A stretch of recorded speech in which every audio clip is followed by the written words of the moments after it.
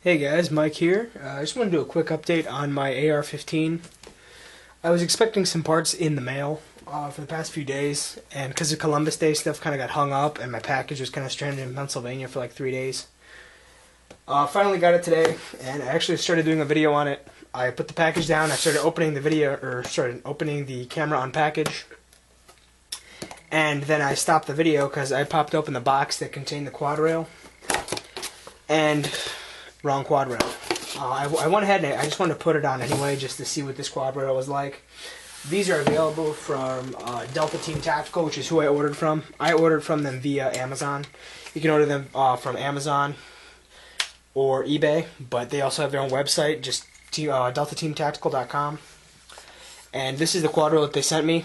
It's a good quad rail. It's very comparable to the UTG quad rail, minus the fact that it doesn't come with rail covers. It is marked. All the quad rails are marked on here, every other rail.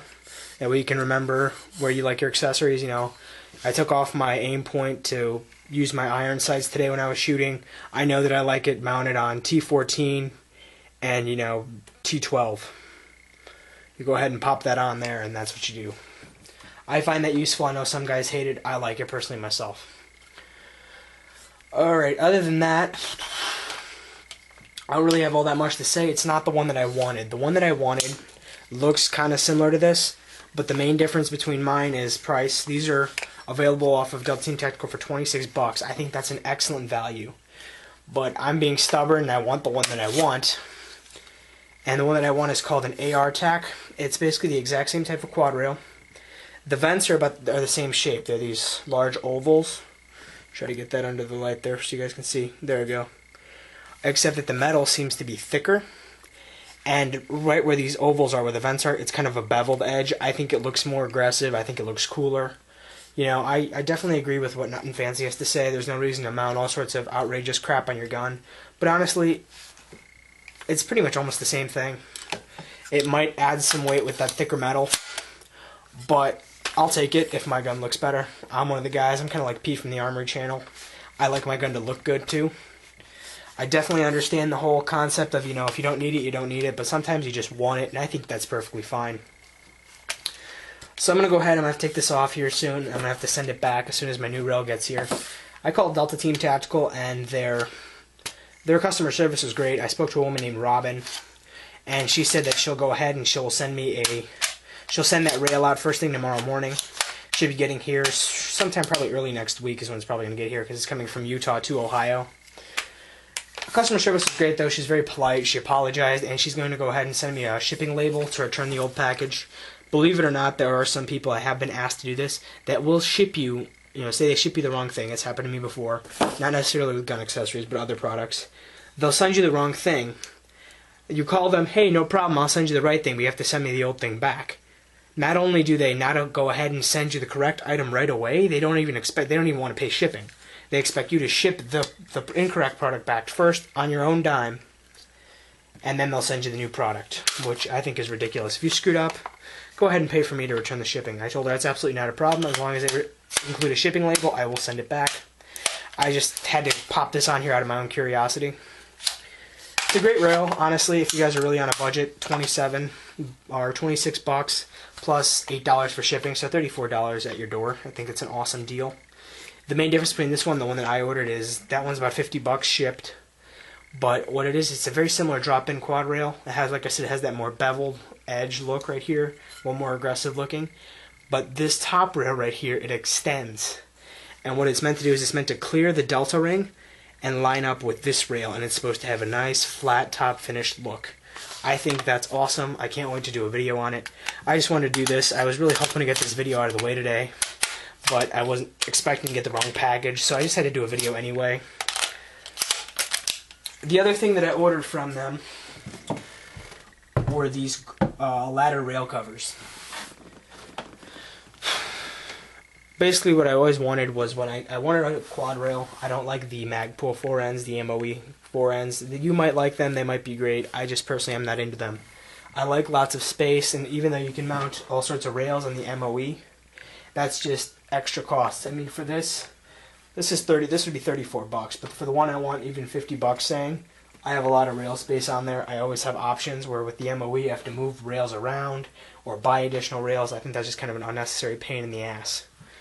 So I always knew I wanted these, and like I said, I want to make this a two-tone AR. The grip's going to get changed out. Stock's going to get changed out. The M-Bus sights that I plan on getting for this are going to be flat dark earth. PMAG is going to be flat dark earth. Stock, pistol grip, everything's going to be basically flat dark earth. So I'll have a nice two-tone effect between black and flat dark earth.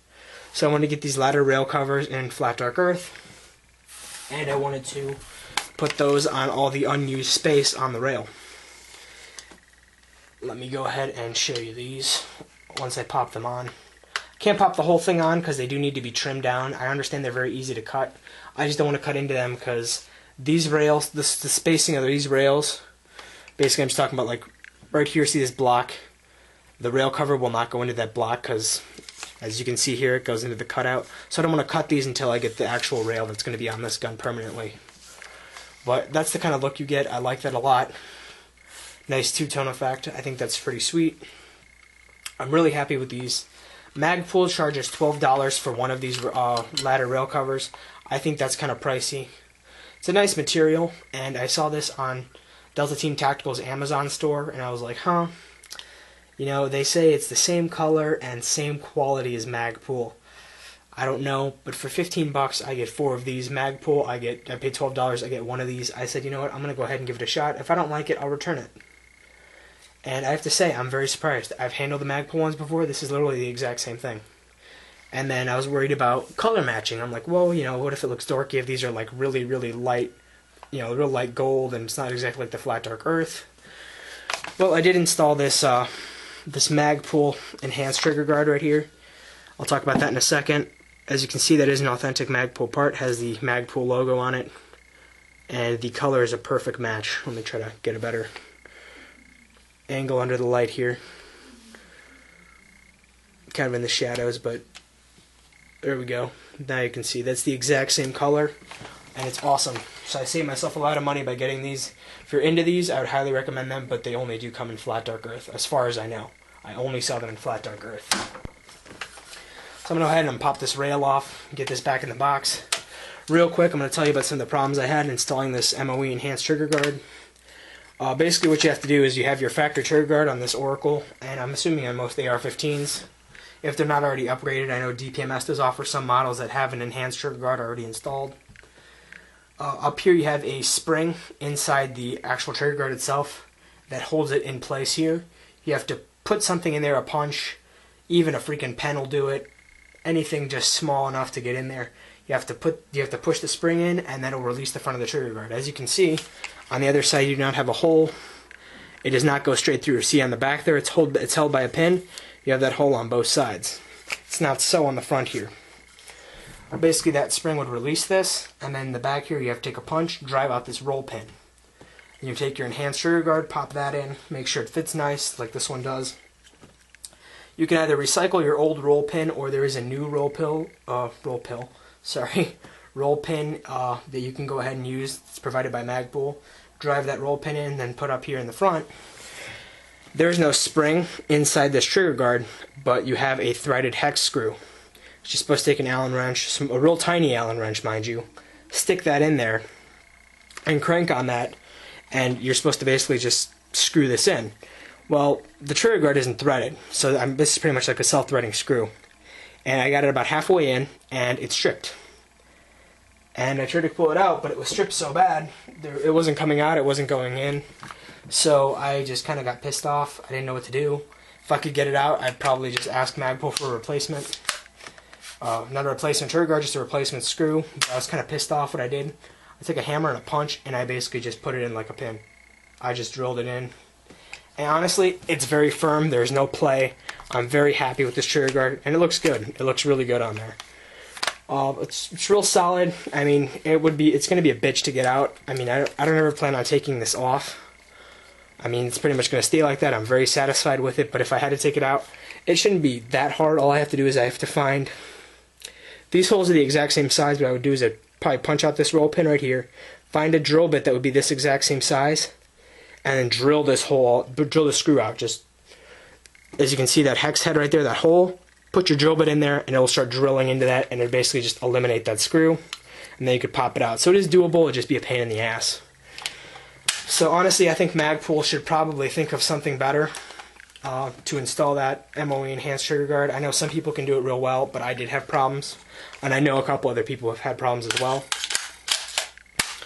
So yeah, that's about it. Still a bare bones otherwise than that, but can't wait to do a video on it when I actually get that that quad rail that I want. And then after that, what I was thinking about doing was see how this gas block is lowered. I'm thinking about getting that riser mount. I think I did talk about this in my other video. I'm not 100% sure. I may get a small riser on there, so that way it'll basically level out the two Picatinny rails. You can see it's uneven. Now that I have, well, I'm not going to use this quad rail, but when I get my quad rail, I'm just going to do some measurements to make sure that the riser I get won't be too low or too high. Pop a riser on there. What I'm hoping that riser will do is not only level out this Picatinny rail so I can use this space, so that way the front and the rear sight will be perfectly aligned, but I'm also hoping that it'll take some of the heat from the gas block and it won't transmit it quite as much into the polymer M-bus sight. I've heard that some people do pop those right on here. It gets very hot with the firing. I've been told that unless you know you're going crazy and just boom, boom, boom, boom, boom, boom, boom, boom, mag change, boom, boom, boom, boom, boom, boom, that it won't get hot enough to the point it will melt those M-bus sights. But you know what? I'd rather be safe than sorry. I do think that if I put that aluminum riser on here, not as much heat will be transferred to the actual sights themselves. I hope I'm right on that. If I do, I will take it out and I will do a test fire and make sure that works the way I want it to. Worst case scenario, if it doesn't work, I'll just keep the riser to maybe use with some sights on a different rifle, even on this rifle. If my sights are too low, just pop that riser on here and use it, and then I'll just have to attach the M-bus sights right here on the front of the handguard and right here on the back of the receiver rail, and that's going to be it. I just want to let you guys know kind of what's up. I was really hoping to do this video today. Kind of got disappointed, but Delta Team Tactical has some really good prices, and their customer service is top-notch, so I would highly recommend you guys go and check them out, especially if you're on a budget. Like I said, this thing is $34, but honestly, if you're fine with a drop-in, I mean, if you want to go ahead and do a free float, I completely understand. I want to do one myself, but based on price point, I went with this. I mean, this is going to be pretty much the exact same thing as what I'm getting, except that it has the extended rail and probably thicker metal right here on the sides, which I'm fine with. But honestly, for 34 bucks, if I wasn't being a stubborn ass, I'd be totally fine with this. If you're really on a budget, I would highly recommend it. But yeah, that's it, guys. I have to go study for a math test because college is gay and they still make me take math, even though I'm a psychology and criminology major. But yeah, guys, catch you later. Thanks for watching. Please subscribe and rate if you haven't already.